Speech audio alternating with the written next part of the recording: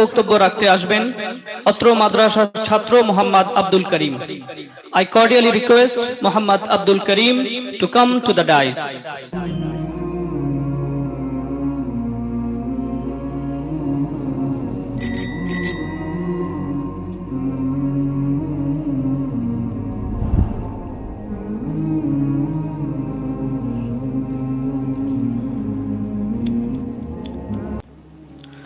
السلام عليكم ورحمة الله وبركاته.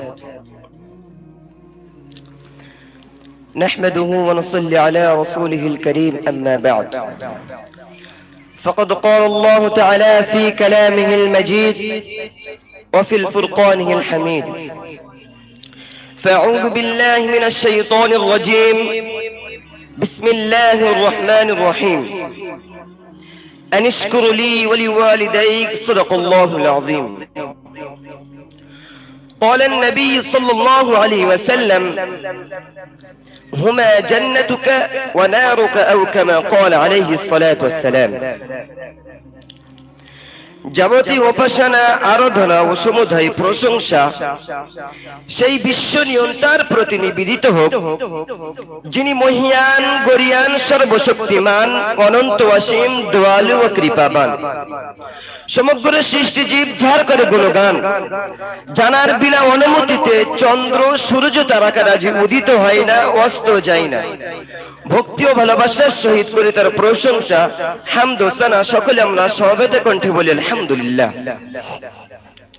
অনন্তর অসংখ্য দরুদ ও সালাম প্রেরণ করি সেই মহান মানবের প্রতি, যিনি আগমন করেছিলেন বিশ্ববাসীর করুণা হয়ে, ভ্রান্ত পথিকের পথের দিশারি রূপে, যার উপাধি আল আমিন, সাদিক, আমানতদার, সত্যবাদী, যাকে শিরোজন না করলে আকাশ, পাতাল, পাহাড়, পর্বত, বৃক্ষ, তরুলতা, এমনকি মানব দানব কিছুই সৃষ্টি করা হতো না।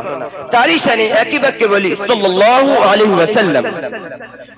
অতঃপর আজকের আমাদের এই মহিতি অনুষ্ঠানে স্বনামধন্য, মহামান্য, সম্মানীয় সভাপতি সাহেব এবং মঞ্চে উপবিষ্ট শ্রদ্ধেয় শিক্ষক মন্ডলী ও দূর দূরান্ত থেকে আগত অতিথি বৃন্দগণ এবং সম্মুখে বসে থাকা শ্রোতা বৃন্দকে আমার আন্তরিক সালাম, শুভেচ্ছা, অভিনন্দন জানিয়ে আজকের অনুষ্ঠানের আলোচ্য বিষয় পিতামাতার হক তথা অধিকার সম্পর্কে কোরআন ও হাদিস দ্বারা কিছু আলোকপাত করতে চাই। পিতামাতার হক তথা অধিকার সংক্রান্তে আলোকপাত করার প্রারম্ভে মহানবী সাল্লাল্লাহু আলাইহি ওয়াসাল্লামের সেই অমূল্য বাণীর কথা স্মরণে পড়ে যায়। ইবনে মাজা শরীফে হযরত উমামা রাদিয়াল্লাহু তাআলা আনহুর পুত্র বর্ণনা করেন, ইন্না রাজুলান ক্বালা ইয়া রাসূলুল্লাহ মা হাক্কুল ওয়ালিদাইনি আলা ওয়ালাদিহিমা। অর্থাৎ এক ব্যক্তি হুজুর সাল্লাল্লাহু আলাইহি ওয়াসাল্লামকে জিজ্ঞাসা করলেন যে, ইয়া রাসূলুল্লাহ সাল্লাল্লাহু আলাইহি ওয়াসাল্লাম, সন্তানের উপর পিতামাতার হক তথা অধিকার কি? قال رسول الله هما جنتك او نارك। উত্তর হুজুর পাক সাল্লাল্লাহু আলাইহি ওয়াসাল্লাম বলেন, ওই ব্যক্তি বলেন তারা উভয় তোমার জন্য জান্নাত অথবা জাহান্নাম, অর্থাৎ তাদের অনুগত্য সেবাযত্নের বেহেশত নামক স্থান পাওয়া যায়, আর তাদের সাথে অশ্লীল অসন্তুষ্টি ব্যবহার জাহান্নামে পৌঁছে দেয়। আল্লাহু আকবার। সম্মানিত বন্ধুগণ, শুধু তাই নয়, পিতামাতার অনুগত্য সেবাযত্নের গুরুত্ব সম্পর্কে বলা হয়েছে যে যতক্ষণ পর্যন্ত জিহাদ ফরজে আইন না হয়, ফরজে কিফায়ের স্তরে থাকে, তখন পিতামাতার অনুমতি ব্যতীত সন্তানের জন্য জিহাদে যোগদান করা বৈধ নয়।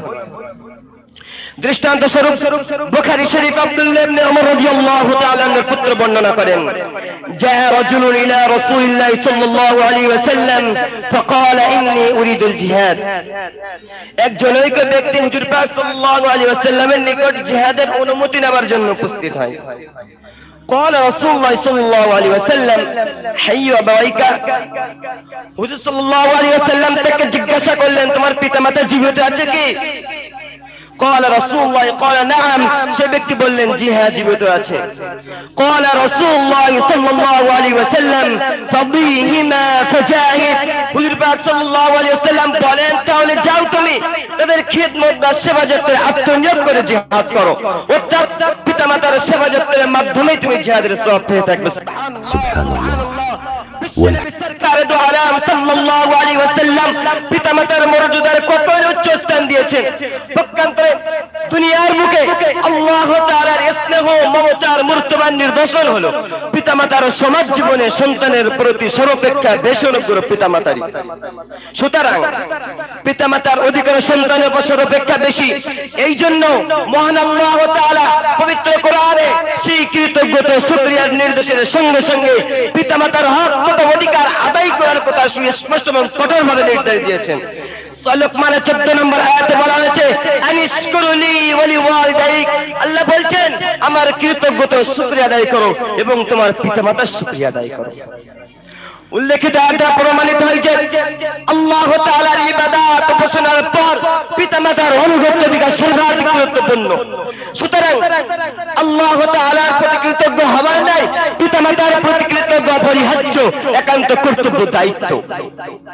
সম্মানিত বন্ধুগণ, মুসলিম শরীফ একটি হাদিসের পক্ষে সাক্ষী দেয় আন আবি হুরায়রা রাদিয়াল্লাহু তাআলা আনহু قال قال رسول الله صلى الله عليه وسلم, হযরত আবু হুরায়রা রাদিয়াল্লাহু তাআলা আনহু হতে বর্ণিত, তিনি বলেন হুজুর পাক সাল্লাল্লাহু আলাইহি ওয়াসাল্লাম বলেছেন রগিমা আলহু রগিমা, ওই ব্যক্তি হতভাগা লাঞ্ছিত অপদস্থ। কিলা মান ইয়া রাসূলুল্লাহ, হুজুর সাল্লাল্লাহু আলাইহি ওয়াসাল্লামকে জিজ্ঞাসা করা হলো কি এমন অপদস্থ হতভাগা?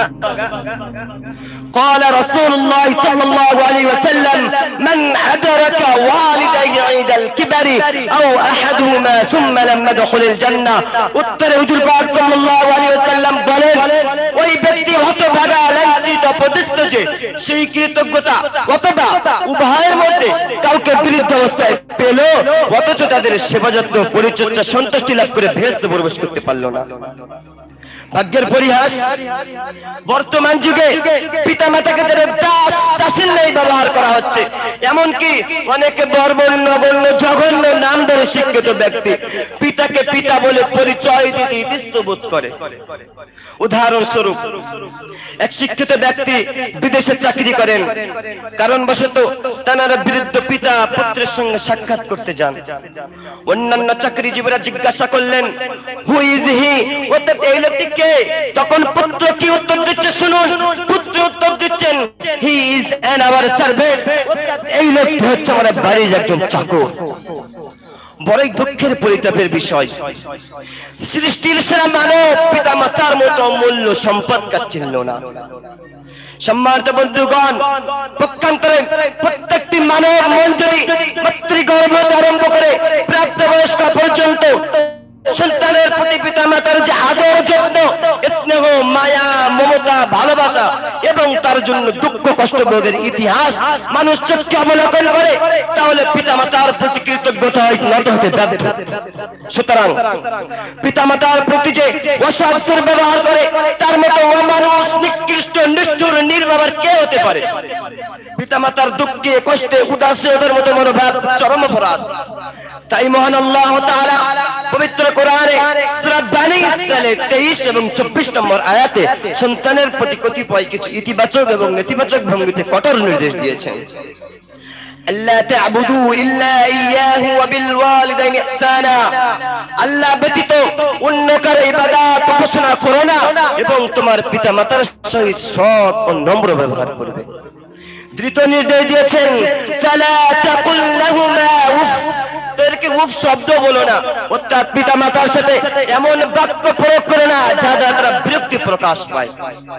তৃতীয় নির্দেশ দিয়েছেন লা তানমার, তাদেরকে ধমক দিও না, অর্থাৎ তাদেরকে নিপীড়ন নির্যাতন উৎপীড়ন দাও ধিক্কার দিও না। চতুর্থ নির্দেশ দিয়েছেন কুল লাহুমা কওলান কারীমা, তাদের সাথে সম্প্রীতি ও ভালোবাসার সহিত নম্র স্বরে কথা বলবে। পঞ্চম নির্দেশ হলো পিতামাতার জন্য স্রষ্টার নিকটে প্রাণ দোয়া প্রার্থনা করা। কুল রাব্বিল হামহুমা কামা রাব্বায়ানি সগীরা, কুল রাব্বিল হামহুমা কামা রাব্বায়ানি সগীরা, তুমি বলো হে করুণাময় তোমার করুণা তাদের প্রতি বর্ষণ করুন যেমন তারা আমাদেরকে শৈশব করে কষ্ট সাধন করে স্নেহ মায়া মমতা দিয়ে লালন পালন করেছেন। অবশেষে তিরমিজি শরীফে হুজুর সাল্লাল্লাহু আলাইহি ওয়াসাল্লামের একটি অমূল্য বাণী সমাপন করে বক্তব্য সমাপ্ত করব ইনশাআল্লাহ।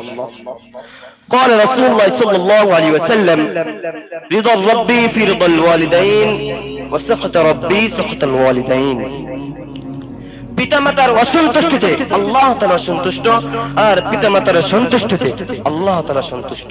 অতএব আসুন আমরা সকলে খোদার দরবারে ব্যাকুল চিত্রে প্রার্থনা করি, হে আল্লাহ আমাদের সকলকে পিতামাতার সন্তুষ্টি লাভ করার ও তাদের অধিকার আদায় করার এবং তাদের সাথে নম্র ও ভদ্র ব্যবহার করার ও উদার চিত্রে প্রাণ ভরে তাদের জন্য দোয়া করার তৌফিক দিন। আমিন সুম্মা আমিন। ওয়া আখিরু দাওয়ানা আলহামদুলিল্লাহি রাব্বিল আলামিন। আসসালামু আলাইকুম ওয়া রাহমাতুল্লাহ।